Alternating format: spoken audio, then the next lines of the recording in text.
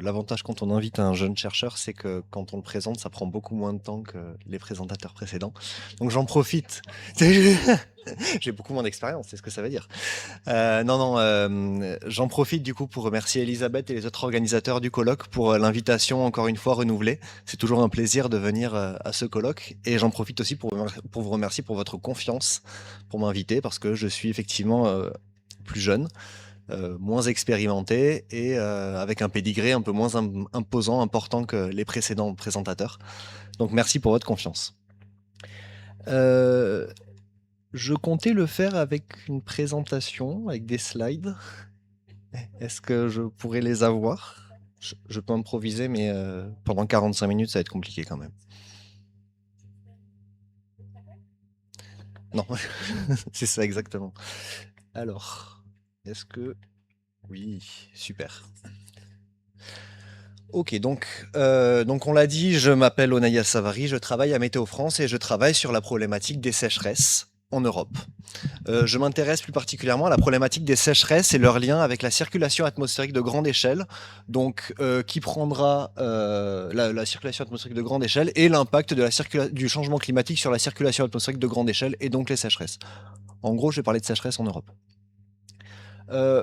On est à Port-Vendre, dans la région de Collioure, Perpignan, etc. Je vais pas vous rappeler à quel point les sécheresses peuvent être des événements catastrophiques, tant du point de vue écologique, économique, sociétal, environnemental, tout court. Donc je vais plutôt commencer par une bonne nouvelle. Depuis le début du colloque, on entend quelques nouvelles qui sont pas forcément positives. Donc je vais commencer par une bonne nouvelle, une nouvelle qui concerne la sensibilisation de la jeunesse au changement climatique. Il y a le sujet du brevet qui est tombé récemment, le sujet du DNB 2026, donc il me semble que c'est quelque chose qui est tombé mardi ou la semaine dernière, je sais plus, quelque chose comme ça, qui concernait, alors presque ce dont je vais vous parler, mais les épisodes méditerranéens, l'influence du changement climatique sur les épisodes méditerranéens, et c'était une partie importante du sujet de SVT du brevet. Donc je trouve que c'est quelque chose que l'on peut applaudir. Donc je suis assez content de voir ça.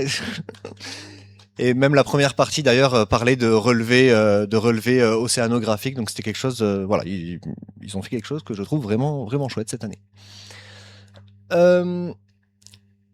Je vais vous parler, je l'ai dit, de sécheresse, et je vais commencer par vous parler de sources de prévisibilité. Pourquoi?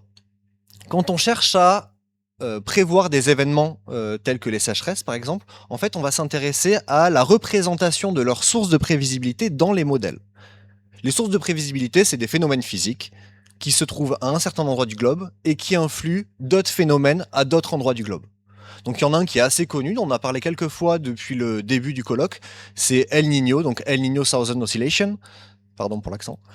Donc c'est en gros une anomalie de température dans le Pacifique qui a tendance à osciller et en fonction de la phase dans laquelle cette anomalie se trouve, on est capable d'avoir une idée de si on va être plutôt sec, plutôt humide, plutôt chaud, plutôt frais à certains autres endroits du globe.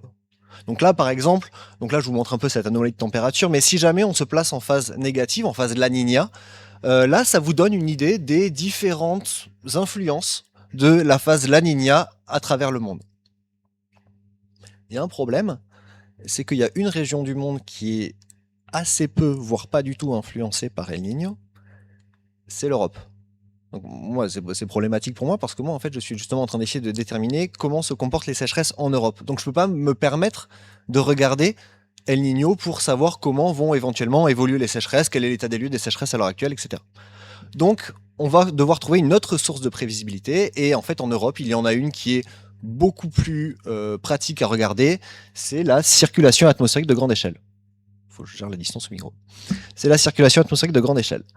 La circulation atmosphérique de grande échelle, je vais la faire courte, c'est les variations du champ de pression, on peut regarder ça comme les variations du champ de pression, notamment au-dessus de l'Atlantique Nord, et ces variations du champ de pression vont créer un certain nombre de vents, les vents qu'on va appeler vents géostrophiques, et ces vents géostrophiques, dans mon cas, je vais les regarder parce qu'ils vont déplacer des masses d'air humides, et quand ces masses d'air vont arriver sur des reliefs ou sur des masses d'air d'autres températures, on va avoir des précipitations.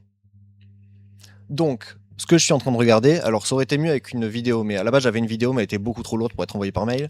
Donc, ce que je fais, c'est que je regarde la circulation atmosphérique de grande échelle, ce champ de pression en gros, et je cherche à le lier aux précipitations. Et ce qui est intéressant dans mon cas, c'est que les précipitations, en fait, si jamais on manque de précipitations, on va avoir une sécheresse. Et donc c'est pour ça que je cherche à lier précipitation et circulation atmosphérique pour étudier les sécheresses. J'en ai discuté avec quelques-uns depuis le début du colloque. La circulation atmosphérique, on en a un petit peu entendu parler ces dernières semaines parce que on a notamment dans les infos, on a entendu parler d'ondulatorité, d'oscillation du courant de jet. En gros, les variations justement de cette circulation atmosphérique, les formes qu'elles peuvent prendre, notamment au niveau de l'Europe, c'est ce qui a causé éventuellement, donc là c'est une illustration Météo France qui date pas de la canicule que l'on vient de connaître, mais c'est ce qui peut créer une masse d'air chaude au-dessus de l'Europe, et donc c'est un blocage atmosphérique, c'est ce qui a conduit à la vague de chaleur précédente. Donc, je vais étudier la circulation atmosphérique de grande échelle et son influence sur les sécheresses. J'ai un problème. Le problème, c'est que la circulation atmosphérique de grande échelle, si je la regarde pour 4 jours différents, ça va donner quelque chose comme ça, comme ça, comme ça et comme ça. Alors, c'est très sympa, ça fait des jolies couleurs, mais c'est extrêmement compliqué à étudier. Donc, pour étudier ça de façon intéressante et pour être capable de relier ça aux sécheresses, moi, ce que je fais, c'est que je m'inspire d'un film que j'ai vu, que j'aime beaucoup, que vous avez, je pense, pour certains, vu, qui nous explique comment on peut étudier la circulation atmosphérique de grande échelle. Et ce film, c'est vice-versa. Je vous explique. Dans ce film, à travers ce film, ce que les réalisateurs ont voulu faire, c'est expliquer la complexité de l'intellect humain, à quel point l'intellect humain, dans sa beauté et dans toute sa complexité, est capable de créer des choses qui sont absolument magnifiques, les mathématiques, la musique, l'art de façon générale, des choses un peu contradictoires parfois, l'amour, la colère, ce genre de choses. Et tout ça qui mène à la création de l'histoire de l'humanité, ils ont voulu l'expliquer d'une certaine façon, et pour faire ça, ce qu'ils ont fait, c'est qu'ils se sont dit, ok, on a quelque chose d'extrêmement complexe, l'intellect humain, la psyché humaine, donc ce qu'on va faire, c'est qu'on va la décomposer en 5 petits personnages, 5 petites émotions en fait. Et à travers ce dessin animé, ce film d'animation, on voit ces 5 petits personnages évoluer, on voit les souvenirs associés aux émotions, etc. En fait, je peux faire pareil. Ce que je peux faire, c'est que je peux moi aussi prendre ma circulation atmosphérique de grande échelle qui fluctue tous les jours, et je peux la décomposer non pas en 5, mais en 7 patterns élémentaires, que je vais appeler régime de temps. Et donc je suis capable de dire, voilà, moi finalement, ma circulation, mon signal, je peux le décomposer en ces 7 signaux élémentaires. Alors, de la même façon que dans Vice Versa, ils attribuent à chacun des souvenirs une émotion, et ensuite ils stockent chacun de ces souvenirs dans une grande bibliothèque qui s'appelle la mémoire centrale. Et bien moi aussi, je peux faire la même chose. Je peux reprendre mes régimes de temps, je peux leur attribuer à chacun une couleur, et ensuite je peux obtenir ce genre d'illustration. Alors, c'est très joli, je verrai bien sur le mur de ma cuisine. Ce genre d'illustration, en fait, c'est l'équivalent de la mémoire centrale dans Vice Versa. En fait, c'est si je prends tous mes régimes de temps avec les couleurs que je viens de leur attribuer, que je regarde la période de 1960 à 2022, que je mets à gauche le premier jour de l'année et à droite le dernier jour de l'année, j'ai mon historique des régimes de temps. Donc je suis capable de dire, jour après jour, pour n'importe quel jour de cette période-là, voilà, j'étais dans tel régime de temps, j'étais dans tel régime de temps, etc. Donc il y a une méthode scientifique derrière qui permet de refaire cette attribution-là, mais en gros, j'ai un espèce de catalogue de mes régimes de temps pour l'ensemble de ma période. Hop là. Maintenant, ce que je peux faire, c'est lier ça à la précipitation, aux précipitations. Alors si jamais je reprends mes 7 régimes de temps, allez, peut-être qu'il faut que j'arrête de l'agiter aussi. Hop là. Je peux regarder leur influence sur les précipitations. Donc, là, ce que je suis en train de vous présenter, c'est pour chacun de mes régimes de temps, l'impact de ces régimes sur les précipitations. Donc on voit par exemple que le premier régime, le régime zonal, c'est un régime assez classique. En fait, il fait du sec sur le sud de l'Europe et il fait de l'humide. Donc on a une anomalie de précipitation positive, bon, il pleut plus que la normale, sur le nord de l'Europe. Donc quand on sait qu'on a un jour où on est dans ce régime de temps, on s'attend à ce que les précipitations ressemblent à ce pattern-là. Et je peux dire ça pour l'ensemble de mes régimes de temps. Voilà. Là, j'ai lié la circulation atmosphérique de grande échelle et les précipitations. Maintenant, ce que je vais pouvoir faire, c'est utiliser ça pour étudier les sécheresses. Alors, juste pour le remettre dans le contexte de ma thèse, parce que c'est vrai que je vous fais pas une présentation un peu générale sur un sujet en particulier. Moi, je vous présente juste ma thèse. La problématique entière de ma thèse, c'était prévisibilité des sécheresses européennes dans un contexte de climat changeant. On avait 3 objectifs pour répondre à cette problématique-là. Le premier, c'était identifier les régimes de temps précurseurs des sécheresses. En gros, si jamais on a la circulation atmosphérique de grande échelle qui influe sur les sécheresses, est-ce qu'on a des régimes en particulier qui vont créer certaines sécheresses en particulier? Ensuite, donc, hop là. Donc ça, on l'a fait sur une période de référence RA5, sur des données de référence RA5. Ensuite, le deuxième objectif, c'était principalement étudier l'impact du changement climatique sur la relation sécheresse-circulation atmosphérique. En gros, ce que j'ai évalué dans la première partie, comment est-ce que ça va changer sous l'effet du changement climatique. Et enfin, dernière partie, évaluer la prévisibilité des sécheresses, parce que c'est une chose de dire que les sécheresses se comportent comme ça, comme ça, comme ça. Malgré tout, ça resterait intéressant d'être capable de les prévoir. Alors, je suis venu l'année dernière au colloque, j'avais présenté la première partie, parce qu'à l'époque, c'est là où j'en étais. Depuis, j'ai un peu avancé et je viens de terminer l'objectif 2. Je suis en 2e année de thèse, j'ai fait 2 objectifs sur les 3. Pour l'instant, on est bon. Je vais vous présenter rapidement le premier objectif et ensuite je vais passer un peu plus de temps sur le deuxième parce que c'est dans la continuité, mais je pouvais pas vous présenter juste le deuxième sans vous présenter le premier parce que vous auriez rien compris et ça aurait été pénible pour tout le monde. Donc, je vais vous présenter l'objectif 1 et l'objectif 2. L'objectif 1 qui était, je le rappelle, identifier les régimes de temps précurseurs des sécheresses. Alors, la question étant principalement, ok, moi j'utilise mes fameux régimes de temps, là, ma décomposition de circulation atmosphérique, comme dans vice-versa, pour étudier la circulation atmosphérique de grande échelle. Mais la question c'est finalement, est-ce que mon outil il est suffisamment pertinent? Est-ce que dans vice-versa, les 5 petits personnages qui décomposent les émotions, ils sont suffisants pour interpréter l'intellect humain? Et ensuite, deuxième question, c'était alors supposons que ce soit le cas, supposons que les outils que j'utilise soient suffisamment pertinents, quelle est la contribution de la circulation atmosphérique aux sécheresses? Donc, je vais utiliser ces outils pour expliquer les sécheresses. Il y a un mot que j'utilise depuis tout à l'heure, c'est le mot sécheresse. Je vais le redéfinir très rapidement. Si jamais je pose la question à chacun d'entre vous, qu'est-ce qu'une sécheresse? On a un peu des experts du climat sur la gauche, donc supposons que je pose la question à tout le monde, sauf à ceux qui sont là-bas. Je vais forcément, je pense, avoir des définitions de sécheresse toutes différentes les unes des autres. Classiquement, on définit 3 types de sécheresse. Moi, j'en étudie une en particulier, c'est les sécheresses météorologiques. Et une sécheresse météorologique, en gros, c'est une sécheresse qui se caractérise par un déficit de précipitation. Il a pas plu assez, tout simplement. Comment est-ce qu'on fait pour détecter une sécheresse météorologique? Supposons qu'on ait, par exemple, c'est mon cas, pour chacun des endroits de l'Europe, le relevé des précipitations. À quel point est-ce qu'il a plu, quand est-ce qu'il a plu, quand est-ce qu'il n'a pas plu, etc. Moi, ce que je peux faire, c'est que je peux utiliser un indice qui s'appelle le Standardized Precipitation Index, à échéance 3 mois. En gros, c'est un indice qui ressemble à ça. Je lui donne les précipitations et il me renvoie une espèce de série temporelle, comme ça, jour par jour. Cette série temporelle, je fixe un seuil dessus, et en fait, quand je suis en dessous de ce seuil-là, je suis en période de sécheresse. Donc là, c'est un petit bout du SPI pour la région qui correspond, je crois, à la France, à l'ouest de l'Europe, donc la France et un peu du Royaume-Uni. Donc là, vous voyez que j'ai détecté 2, 4, 6, 7 sécheresses. Donc c'est comme ça que je détecte mes sécheresses météorologiques. J'ai aussi fait autre chose, c'est que j'ai régionalisé l'Europe. Parce que initialement, on voulait utiliser des régions particulières de l'AR6, du rapport du GIEC. Le problème, c'est que ces régions, on s'est rendu compte qu'elles n'étaient pas appropriées pour étudier les sécheresses. Donc j'espère que ce sera pris en compte pour la R7. Mais en tout cas, nous, on a créé des nouvelles régions au sein desquelles les sécheresses arrivent simultanément, ce qui nous permet en fait de calculer cet indice en chacun des points de grille et ensuite de faire des moyennes. Ce que je suis en train de vous dire, c'est que vous prenez n'importe quel point de la région 3, il y a de fortes chances que si jamais vous avez une sécheresse à un endroit de cette région 3, il y aurait une sécheresse à un autre endroit. Alors, j'ai promis à Elisabeth que j'allais parler de la région méditerranéenne. Je vais le faire.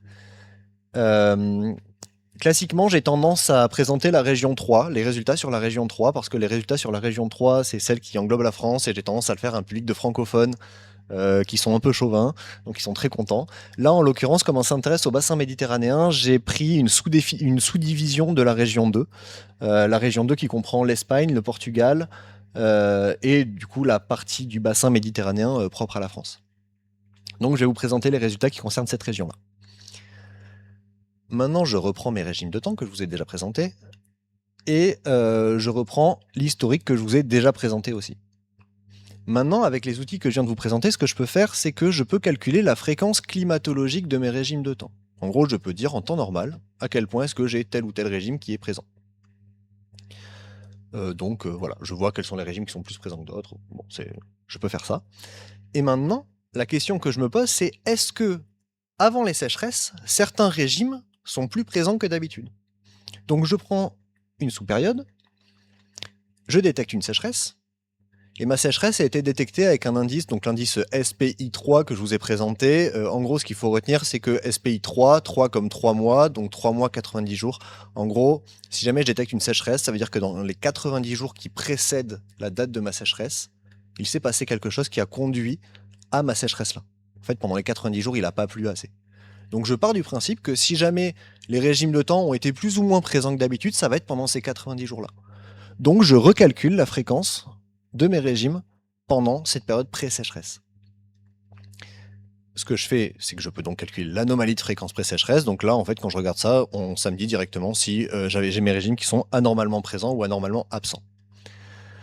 Si je commence à regarder les résultats sur l'Europe, donc je présente la région 2, la région Western Méditerranéenne, pardon. Et donc cette région-là, on voit que quand elle est en sécheresse, habituellement, dans la période qui précède la sécheresse, j'ai une prédominance du régime zonal, donc ZO, c'est celui-là. J'ai une prédominance de ce régime-là, et j'ai une absence particulièrement marquée de ces 3 régimes et de ces 2 régimes. Alors, je dis particulièrement marquée, principalement pour celui-là, hein, parce que les 2 autres, c'est pas non plus, ça casse pas trop patin un canard, comme on dit. Donc, maintenant, ce que je peux faire, c'est que, alors déjà, ces anomalies de fréquence, quand on regarde, en fait, c'est assez logique, hein.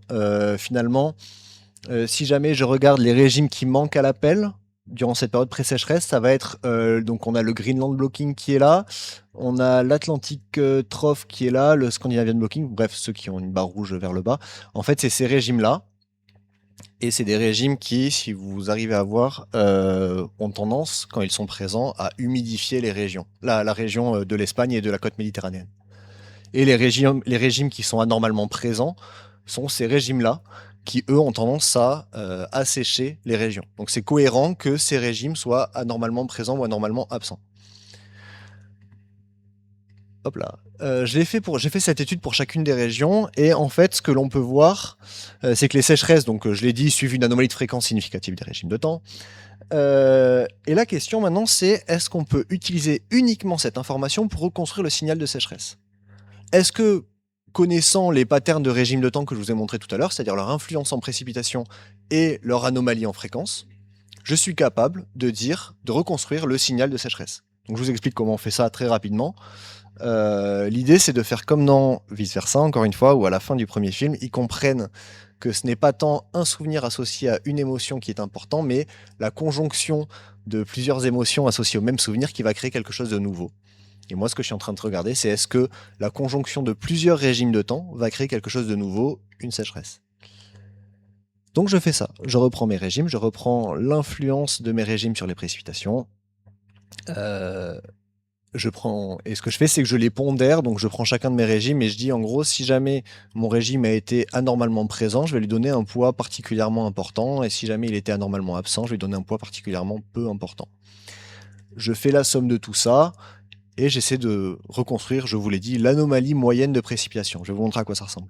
Ce sera plus simple. Je peux écrire ça de façon mathématique. Je l'avais fait l'année dernière et on m'avait dit, j'ai tout compris, sauf quand vous avez commencé à écrire des maths. Je comprends. Du coup, ce que j'ai fait, c'est que je l'ai réécrit et je vais réexpliquer mieux. Alors, l'idée, c'est pas que vous compreniez les maths qu'il y a derrière. L'idée, c'est que vous compreniez que le signal que je cherche à reconstruire, le P-bar, c'est en règle générale, donc je vous l'ai dit, c'est le signal moyen de précipitation en période pré-sécheresse. Donc c'est en gros, il va manquer de la pluie là où j'ai ma région qui est en sécheresse. le premier terme,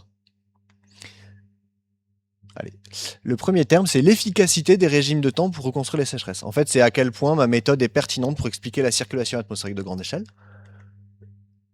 Et ça se base uniquement sur le delta FK, donc c'est les anomalies de fréquence pré-sécheresse que je vous ai présenté tout à l'heure.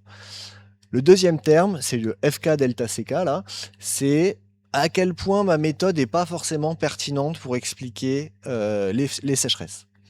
Le dernier terme, ça on va passer là-dessus, le dernier terme, c'est un terme qui est particulièrement compliqué. Ça ne nous intéresse pas beaucoup, et de toute façon vous verrez qu'il n'est pas du tout prédominant, donc je perds pas de temps à vous l'expliquer plus que ça. Je vous montre à quoi ça ressemble, ce que je voulais faire. Si on reprend la région Méditerranée française, donc la région Méditerranée française, donc la résolution est pas terrible, c'est pour ça que on dirait que c'est tout pixelisé.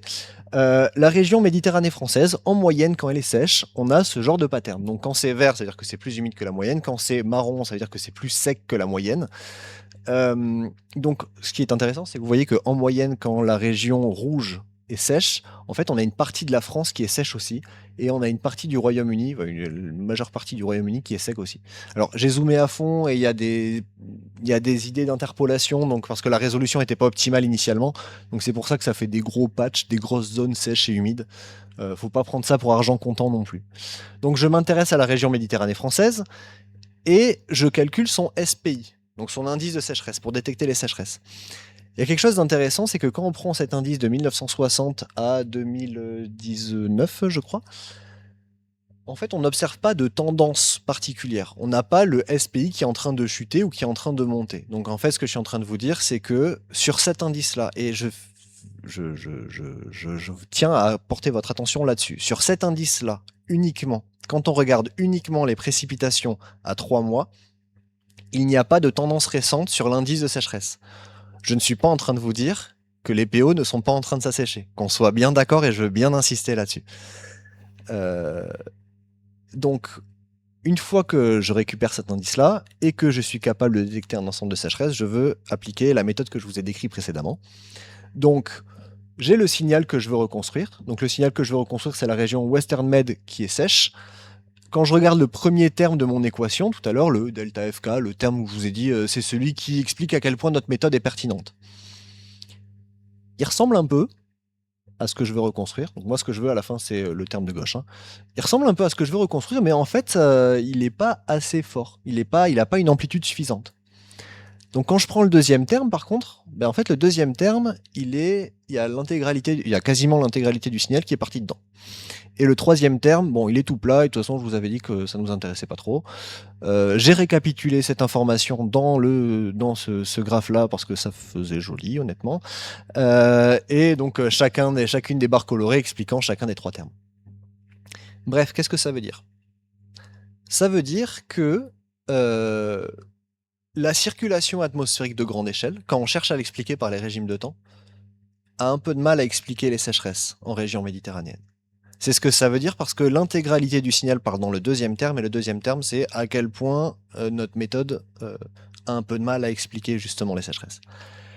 Par contre, il y a quelque chose qui nous a mis la puce à l'oreille quand on a eu ces résultats, c'est que le premier terme, s'il n'est pas assez intense, il a en tout cas la bonne forme. Il fait bien du sec là où il doit faire du sec. Il fait bien de l'humide là où il doit faire de l'humide. Il manque juste un peu d'intensité. Et là, on s'est dit, c'est intéressant parce que, en fait, ça, c'est un résultat moyen sur l'ensemble des sécheresses, mais on dirait un terme qui est un signal qui est bon, mais qui a été noyé dans la masse d'autres signaux pas top. Comme quand vous avez une ou deux super notes et qu'ensuite vous faites la moyenne avec d'autres notes pas terribles à l'école et que vous vous retrouvez avec une moyenne pas top. Donc, on s'est dit, en fait, ce qu'on va faire, c'est qu'on va regarder chacune des sécheresses séparément. Donc, on a regardé l'ensemble des sécheresses. Donc, on a fait ça pour l'ensemble des régions. La conclusion est la même. Hein. On a regardé l'ensemble des sécheresses. Alors, bon, il y a plein d'informations sur ce graphe. L'idée principale étant que sur l'axe des abscisses, sur l'axe des X, horizontal, vous avez l'ensemble des sécheresses que l'on a détectées pour cette région. Je vous ai représenté l'ensemble des 3 termes, sachant que on considère qu'une sécheresse est correctement représentée par la circulation atmosphérique de grande échelle quand le premier terme, le terme rouge, est grand. grand et positif, parce qu'il y a une sécheresse là-bas là, qui fait n'importe quoi. Elle est un peu particulière celle-là. Euh, mais voilà, donc je vous ai mis en avec des traits verticaux rouges les sécheresses que l'on est capable d'expliquer avec la circulation atmosphérique de grande échelle, donc qui ont probablement été causées par la circulation atmosphérique de grande échelle, et que l'on est capable d'expliquer avec les régimes de temps. Dans le cas de la Méditerranée française, donc de la région dans laquelle on se trouve actuellement, on a à peu près un tiers, un peu plus d'un tiers, 36% des sécheresses en Méditerranée française qui s'expliquent par la circulation atmosphérique. Donc c'est un résultat qui est intéressant. On a fait ça pour l'ensemble des régions de l'Europe.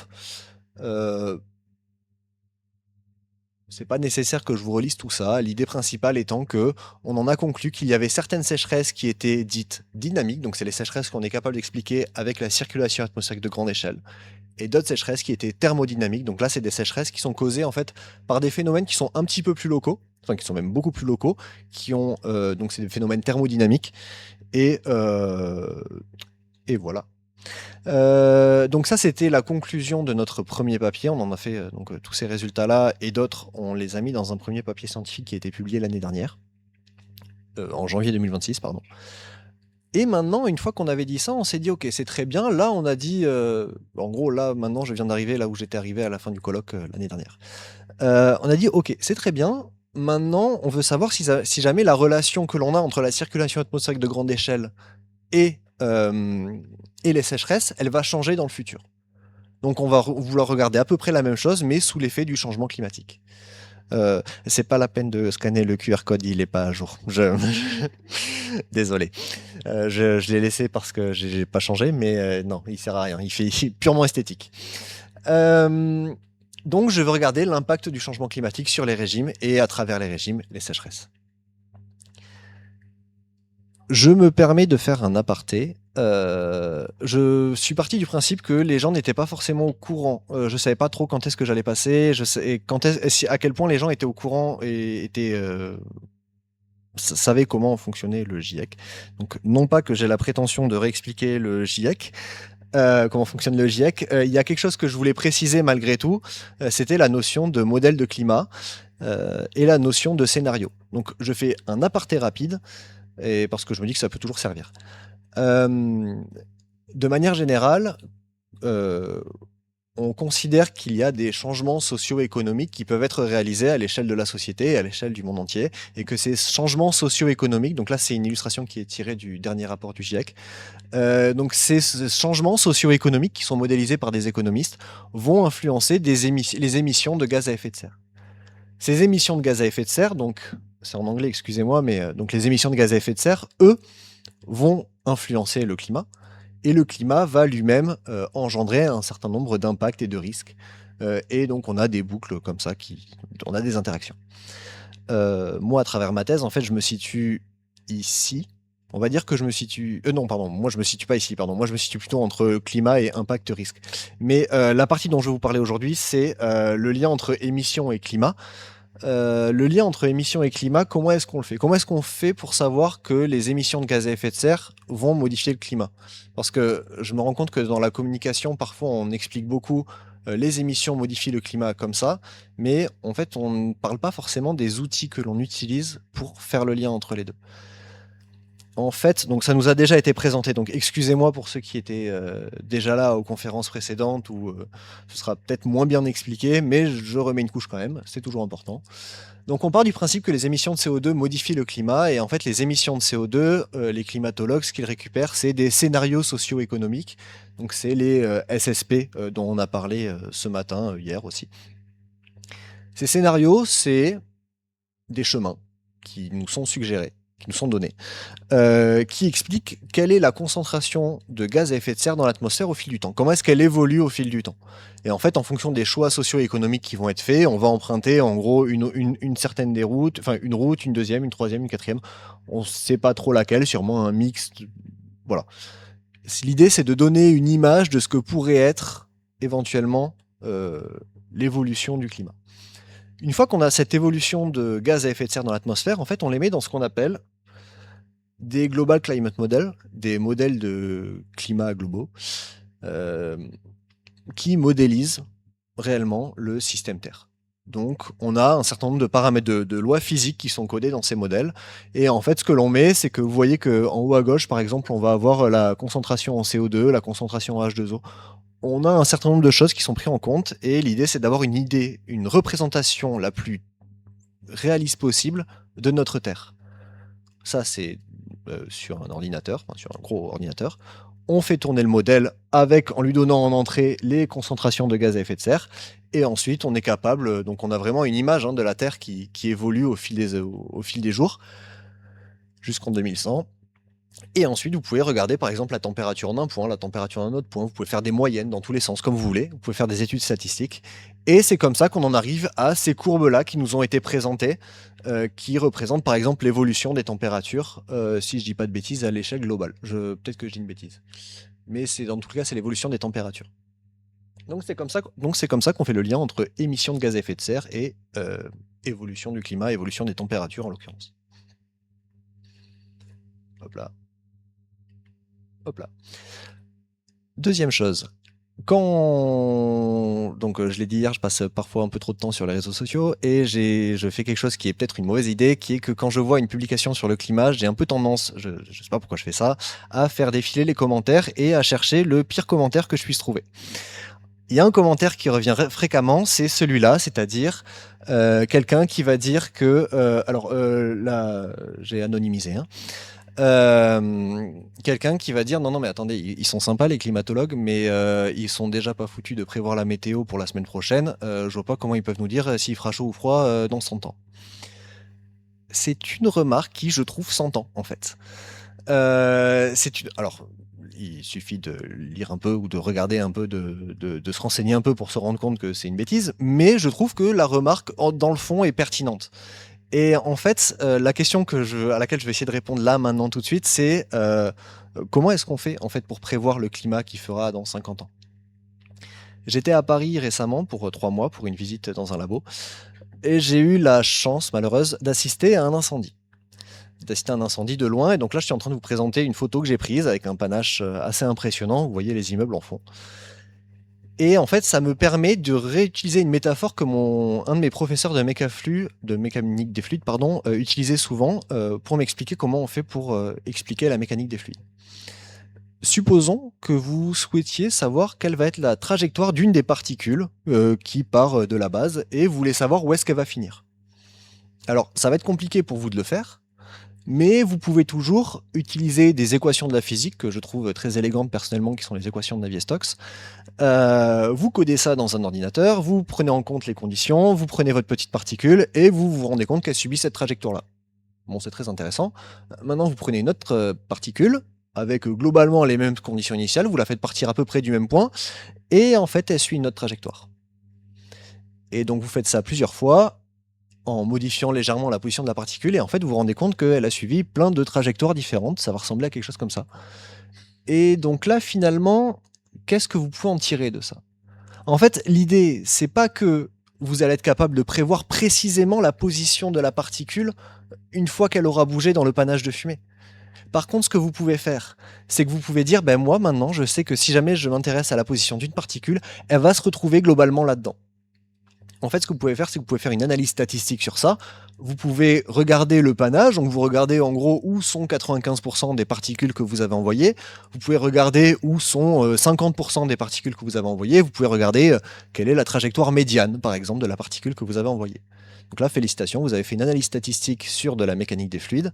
Et donc, vous n'êtes pas capable de dire précisément où sera votre particule quand elle arrivera en haut du panache, mais vous avez une idée, un intervalle de confiance.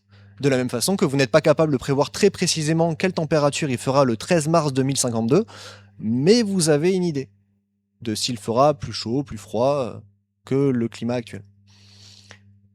Bon, il y a une autre chose dont je parle pas aussi, c'est le temps caractéristique des phénomènes que l'on étudie, qui permet aussi d'étudier ce genre de choses, qui est très différent par rapport à l'analyse météorologique, mais je veux pas rentrer là-dedans. L'idée étant que si jamais vous refaites l'expérience, que vous changez les conditions et que vous vous retrouvez avec un panache comme ça, vous vous doutez bien que finalement, il y a peut-être le vent qui a soufflé différemment sur votre feu. Vous vous doutez bien qu'il y a les conditions de fond qui ont changé, les lois physiques qui ont changé. Enfin, les lois physiques n'ont pas changé, mais les paramètres de vos lois physiques ont changé, ce qui vous donne une idée de l'état changeant de votre système. vous avez donc étudié le changement climatique, mais sur un panache de fumée. Maintenant, l'idée, donc c'est ce qu'on fait un petit peu avec ces scénarios, justement les scénarios de température. Donc en fait, on a tendance à présenter un peu uniquement l'état moyen. D'ailleurs, je sais même pas si c'est l'état moyen ou l'état médian. On a tendance à présenter un peu, voilà, le plus combien de température, mais en fait, exactement ce qu'il y a derrière, c'est qu'il y a un panache de trajectoire. Donc, si jamais je m'intéresse à un scénario, donc par exemple, prenons le scénario le plus pessimiste, le 5-8-5, en fait, il y a un panache de trajectoire avec une certaine incertitude. C'est comme ça que l'on fait ces études-là. Dans Vice Versa 2, justement, j'y tiens à ma métaphore. Dans Vice Versa 2, justement, on a le personnage principal qui s'appelle Riley, qui passe par cette phase formidable de l'adolescence, de la vie qui s'appelle l'adolescence, pardon. Et elle a sa vision d'elle-même, sa vision du monde, son rapport aux autres qui change. Bon, je vais pas vous décrire ça plus en avant, vous êtes tous passés par là, je pense. Et donc, les producteurs se sont dit, ok, mais maintenant, tout l'idée du film, c'est que les 5 petits personnages qu'on avait introduits initialement ne sont plus suffisants pour expliquer les émotions, pour expliquer son état d'esprit. Donc, il faut qu'on en introduise d'autres. Donc, on va changer les outils que l'on utilise pour expliquer l'intellect humain, et donc on introduit de nouveaux personnages. Moi, c'est exactement ce que je suis en train d'essayer de faire. La question que je me pose, c'est est-ce que sous l'effet du changement climatique, les outils que j'utilisais, que sont les régimes de temps, sont encore pertinents pour expliquer le lien entre circulation atmosphérique de grande échelle et sécheresse. Donc, on arrive à l'objectif 2 de ma thèse. L'objectif 2 de ma thèse, c'était est-ce que déjà les régimes de temps que j'ai identifiés en climat présent, ils sont bien reproduits sur les modèles que je viens de vous présenter. Et ensuite, quelle est l'évolution projetée de ces régimes de temps? Bon, là, je me répète un peu. Donc, comme je vous l'ai dit, ces régimes de temps et cette relation avec les sécheresses, on les a étudiés pour la période. Alors, tout à l'heure, c'était 60-2022. Pour comparer avec les modèles, j'ai réduit à 90-2020. Donc, sur les données de référence RA5. Et donc, maintenant, ce que je fais, c'est que je me dis, OK, dans le monde des modèles, maintenant, est-ce que déjà en climat présent, ça se comporte de la même façon? Et si oui, est-ce qu'en climat futur, ça se comportera de la même façon? Est-ce qu'il va y avoir un changement? Je vais aller un peu vite sur le climat présent. Parce que il y a quelque chose de tout bête, c'est que la réponse est oui. On retrouve dans les modèles globalement la même chose que dans RA5, dans notre climat de référence. Donc c'est un bon point, c'est une bonne chose de savoir que les modèles reproduisent bien nos résultats sur nos données de référence. Donc je vous explique très rapidement. En rouge, c'est les fréquences climatologiques de mes régimes de temps. C'est en temps normal, à quelle fréquence est-ce qu'ils sont présents. Vous voyez que le deuxième, le régime zonal, ZO, il est présent sur ERA5, donc sur notre donnée de référence, à peu près, allez, on va dire 16,5% du temps. Les modèles nous donnent ça. On a la courbe rouge qui est à peu près dans le... Pardon. On a la courbe rouge qui est à peu près dans le spread des modèles. On considère que c'est OK. Je rentre pas dans les détails, on en a discuté un peu plus en avant, mais moi je vais aller vraiment sur la partie changement climatique, donc je passe pas trop de temps là-dessus. De la même façon, je vous avais montré que pour la région présente, on a des régimes qui prédominent, d'autres qui sont absents en période pré-sécheresse. Quand on va regarder dans les modèles... quand on va regarder dans les modèles, donc là les couleurs sont un peu changées, et les graphes aussi parce que c'est un peu différent. Mais globalement, les régimes qui prédominaient avant, comme le régime Atlantic Ridge ici, donc en bleu c'est notre référence et alors moi ça me fait penser à une limace. Ce qui est sur la droite, c'est la distribution des modèles. Globalement, les modèles le voient aussi prédominer dans la période pré-sécheresse. Donc c'est un bon point. Et maintenant, la question c'est dans le futur. Ça a été présenté, alors désolé pour la qualité un peu pourrie de l'image, c'est compliqué de récupérer des images de bonne qualité sur le site de la R6. Les prévisions de changement de précipitation en futur. Si jamais on zoome, on peut voir qu'en hiver, on a tendance à prévoir pour le sud du bassin méditerranéen un assèchement et pour le nord de l'Europe, une humidification, une augmentation des précipitations. Si on regarde pour la période estivale, on se rend compte que l'on a globalement la même chose, sauf que là on a un changement des précipitations, on n'a plus cette prédominance de précipitations pour le nord de l'Europe. Et surtout, chose intéressante, on a dans la région intermédiaire, donc là je vous montre les résultats saisonniers, donc hiver-été. Mais ce qui est intéressant, c'est que même au niveau global, en fait, même au niveau sur toute l'année, pardon, en fait, on va avoir une zone ici, au centre, où on a des incertitudes qui sont importantes. On ne sait pas quel va être le signe des précipitations. Donc c'est quelque chose qui est intéressant. Et nous, on veut savoir à quel point est-ce que tout ceci va se retrouver dans les régimes de temps. Est-ce que les régimes de temps nous permettent d'expliquer un peu mieux ces changements-là? Donc ce que je fais, c'est que je commence par regarder quelques statistiques par rapport à mes sécheresses dans cette région-là. Je regarde le nombre de sécheresses, le nombre de jours secs, la longueur des sécheresses, etc. Ce que je suis capable de faire, par exemple, c'est que si jamais je compare le présent avec le futur, donc le présent c'est les traits pleins, le futur c'est les traits pointillés, les traits pas pointillés mais juste avec des petits points, bon je vous le détaille pas. Bon, vous voyez que globalement on va avoir ici plus de sécheresse, plus de jours secs, des sécheresses plus longues, avec un changement de la saisonnalité des sécheresses également. Donc pour étudier tous ces changements, moi ce que je propose, c'est qu'on décompose les géopotentiels. Alors le géopotentiel, c'est la circulation atmosphérique de grande échelle, c'est ce que je vous racontais tout à l'heure. C'est l'impact du changement, enfin, c'est ce qui va créer les mouvements d'air que j'ai reliés à mes régimes de temps. Je vous la fais vite parce qu'il me reste 5 minutes et après je vais... si on regarde le champ de pression, on a la hauteur des géopotentiels futurs, en gros ça ressemble à ça. Si on lui retranche le présent, on a le changement entre le présent et le futur. C'est une surface qui ressemble à ça. Et il se trouve que cette surface-là, on peut la décomposer en deux parties. Une qui est de l'expansion uniforme. En gros, il fait plus chaud, donc l'air se dilate. Et une deuxième partie qui est le changement de circulation. Donc c'est cette figure-là. Et la question, c'est comment est-ce que ce changement de circulation va se projeter dans mes régimes? Comment est-ce que le changement du champ de pression va venir impacter mes régimes? Donc, je vais aller vite. Enfin, je vais aller à l'essentiel. L'idée, c'est que je me suis demandé, ok, je reviens là. Je me suis demandé, ok, ce changement de circulation, finalement, est-ce qu'il va contribuer à donner certains régimes plus présents ou moins présents, ou est-ce que ça va juste changer la tête de mes régimes? Est-ce que je vais avoir un régime qui va être là tout le temps, ou est-ce que l'impact de ce régime va être différent et la forme de ce régime va être différent? La conclusion de ce que je m'apprêtais à vous montrer, c'est qu'il n'y a pas de changement de fréquence, il n'y a qu'un changement de pattern. Donc les régimes vont changer de tête, mais ils vont pas changer de fréquence. Ils vont pas être là plus ou moins fréquemment.